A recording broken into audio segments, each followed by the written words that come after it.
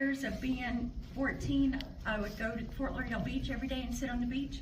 And my favorite people watching thing to do was to see the ladies, 4 or 5 that would bob up and down in the water all day long. and so when I saw this group of girls, the Golden Girls, number one, it just makes you smile. Number two, the fact that you're using collage and layering pattern is so timely right now.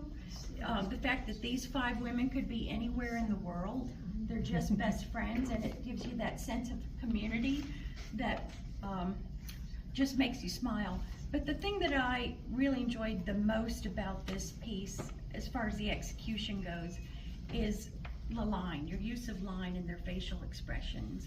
You've got a knack for determining what facial features you want to bring out, whether the hair is thick or thin or light or dark, and then just enough to tell us, the lady in red glasses, she's not into the conversation. She's there, just for the girls. She just wants to be there. And then the lady on the end that's really just, she's got a pain in the knee and is dealing with that. So what a great viewpoint into a look of a group of people, which is hard enough to do if you're a figurative artist, but you captured it, so great job. Thank you. Congratulations. Yes, congratulations. And let's go to the first place.